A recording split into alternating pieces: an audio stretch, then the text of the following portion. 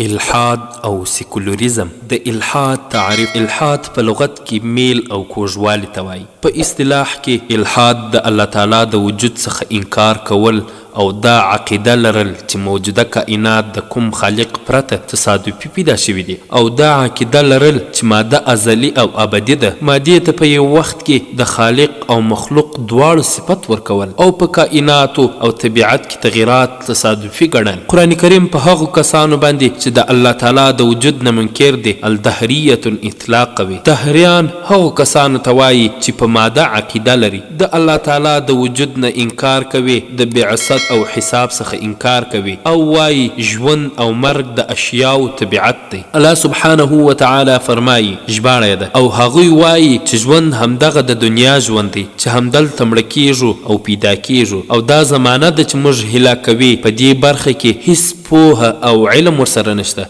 بس د اټکل له مخې هر څه وایي. الله عز وجل فرمایي چې ژباړه ده، آیا په خپل سر خپله پیدا شوي دي او که په خپله پیدا کوونکي دي؟ قرآن کریم په څو مختصرو ټکو کې د دهرینو ماده پرستو ملحدینو پوچ افکار او عقاید موږ ته بیان کړل چې په خپلو پوچو افکارو کې هیڅ علم او دلیل نه لري، بلکې یو اټکل، وهم او خیال دی چې خپل ځانونه ورباندې تیر باسي او د نورو د تیر ایستلو او گمراه کولو کوشش کوي. د الحاد پیدایښت په پخوا زمانه کې الحاد ډیر کم او په ندرت سره موجود و. وروسته تقریبا په 18 قرن کې لومړی په اروپا کې منځته راغی، بیا امریکا ته نقل شو او وروسته د عالم په نورو برخو کې خپور شو. د نیویارک ټایمز مجلې په 1993 کال کې راپور ورکړی و چې په امریکا کې 96% خلک پر الله تعالی ایمان لري. مجلې په 1994 کال کې راپور ورکړی و چې امریکا کې د یو اس نیوز اینڈ ورلد ریپورت لري. همدارنګه 94% پر الله تعالی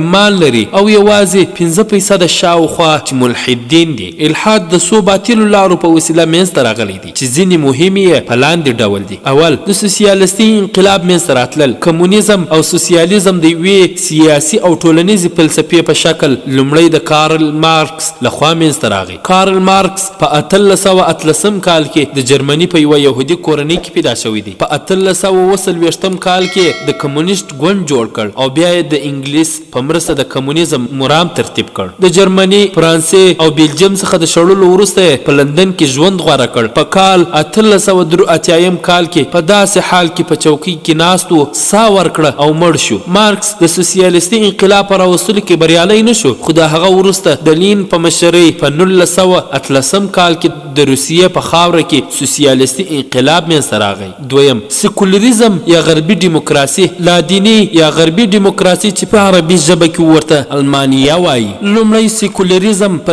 1989 کال کې د فرانسې په هیواد کې منځته راغی. د برتانیا دایره المعارف یې داسې راپېژني: سیکولریزم یو ټولنیز خوځښت دی چې موخه یې د خلکو ګرځول له آخرت څخه یوازې دنیا ته. د عصري الحاد، لادیني، سیکولر او غربي دیموکراسۍ د پیدایښت وجه په مستقیم او غیر مستقیم ډول اروپایي کلیساوي وې چې هغوی په خپل منسوخ شوي دین او تحریف عقایدو کې زیات خرافات ځای پر ځای کړي وو. د علم او نویو حقایقو سره یې کرکه او مخالفت کولو او په دې لاره یې ځینې پوهان قتل او په اور وسوځل. آسماني دین یې کاملا خپلو رایو او خواهشاتو موافق جوړ کړی وو چې د خلکو مشکلات نه ورباندې حل کېدل، ځکه نو خلک د دې تحریف او سختګي دین څخه د لادیني خواته منحرف شول. دریم، د عقل او علم خلاف خیالي نظریې او فرضیې. د فلسفه ځینې فکري قواعد او فرضیې که څه هم دوی خپله پر الله تعالی ایمان لرلو، خو فکري قواعد، نظریات او فرضیې الحادي وې او د خلکو د الحادي انحراف سبب شوي وې، لکه د مادې ازلیتوب نظریه چې دیکرات وړاندې کړه چې هغه پر الله تعالی ایمان لرلو. ترتیب کوونکی محمد جاوید حنیف.